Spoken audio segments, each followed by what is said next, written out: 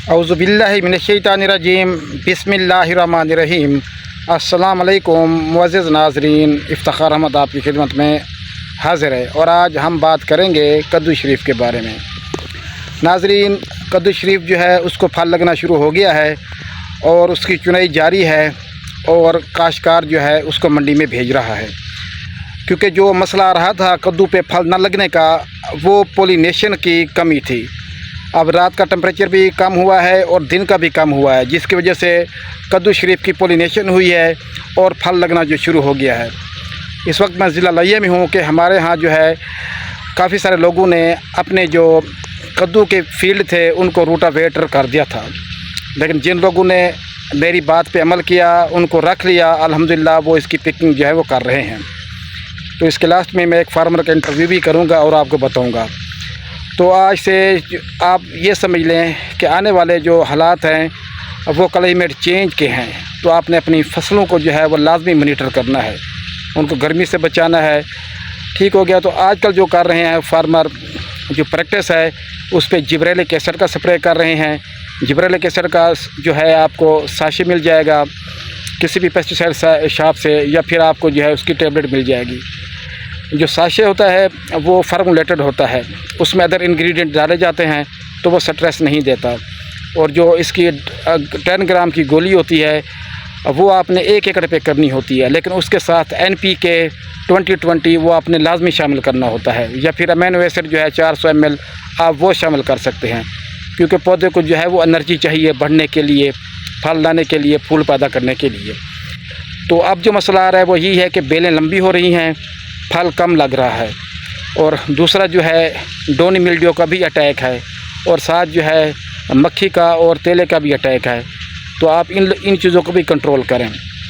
और फिर बारिशों का सिलसिला जो है वो अपना 26 से फिर शुरू हो रहा है, 26 शाम से। तो एक हफ़्ता जो है वो बारिशें मुतवक्के हैं। तो इसमें जो आपने एहतियात करनी है, एक आपने फंजीसाइड के स्प्रे लाजमी करने हैं, और उसके साथ माइक्रो न्यूट्रिएंट के जिसमें ख़ास तौर पे बुरान हो वो आपने लाजमी करना है।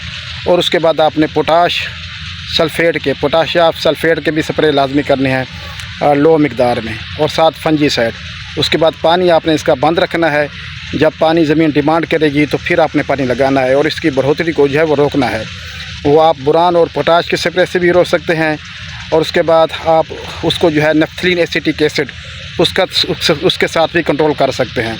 लेकिन जब आपने नफ्थलीन एसिटिक एसिड करना है तो वो अकेला नहीं करना, उसके साथ NPK 20-20 या अमीनो एसिड लाजमी शामिल करने हैं, इससे पौधे के ऊपर स्ट्रेस नहीं आता। और दूसरा आपने एहतियात करनी है कि आगे टेम्परेचर फिर बढ़ना है सितंबर में, और वही काश्तकार जो हैं वो कामयाब होंगे जो अपनी फसल को जो है वो मॉनिटर करेंगे, देखेंगे। तो दर्जा हरारत से बचाव के लिए आप सिलिकॉन का भी स्प्रे कर सकते हैं। तो आप अपने कद्दू की फसल की इरिगेशन को, पेस्ट मैनेजमेंट को, डिजीज़ मैनेजमेंट को जो है वो लाजमी मॉनिटर करें। और उसको जो है अगर फूल कमज़ोर है और फूल नहीं बन रहे तो फास्फोरस आप लाजमी डालें, क्योंकि जिन लोगों ने फास्फोरस नहीं डाली तो उनके फूल जो हैं वो कम बन रहे हैं। तो मुख्तलिफ जो है उसकी फार्मुलेशन मिल जाती हैं फास्फोरस की, तो वो आप स्प्रे कर सकते हैं, या DAP या नाइट्रोफास वो आप फ्लड कर सकते हैं। अपने रकबे को देख के, अपनी ज़मीन की नीयत को देख के और क्रॉप की कंडीशन को देख के, तो ग्रोथ बहुत ज़्यादा हो रही है उसको भी आप कंट्रोल करें। तो आपने फंजीसाइड और इसके अलावा जो है अमीनो एसिड या फिर NPK, जिब्रेलिक एसिड, सिलिकॉन, इनका स्प्रे जो है वो लाजमी करना है। और इरिगेशन को विद हेल्ड रखना है ताकि ओवर ग्रोथ ना हो और पौधा जो है वो स्ट्रेस की तरफ रहे और फूल और फल देता रहे, उसकी ग्रोथ ज़्यादा ना हो। और जिनको जो बहुत ज़्यादा मसला है वो नफ्थलीन एसिटिक एसिड भी कर सकते हैं। तो आपने कमेंट में लिखना है कि किन किन इलाकों में जो है वो फल लगना शुरू हो गया है, और कौन कौन सी वैरायटी जो है वो फल दे रही है, और कौन सी वैरायटी जो है ज़्यादा कामयाब जा रही है।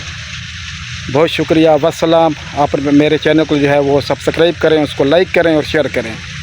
इंशाअल्लाह आप जो है वो अच्छी खासी आमदन जो है वो हासिल कर लेंगे अगर आप कद्दू की फसल को अच्छी तरह मॉनिटर करते हैं, क्योंकि आगे फिर टेम्परेचर जो है वो मज़ीद बढ़ने के इम्कान है। तो जब तक कोहरा नहीं पड़ेगा तो उस वक्त आप कद्दू जो है वो पिक कर सकते हैं। बहुत शुक्रिया। तो इंटरव्यू करते हैं फार्मर का।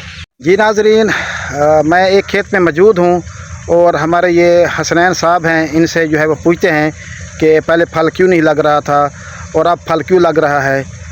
जी हसनैन, क्या वजह है पे फल नहीं लगता पिया मेरा वीर?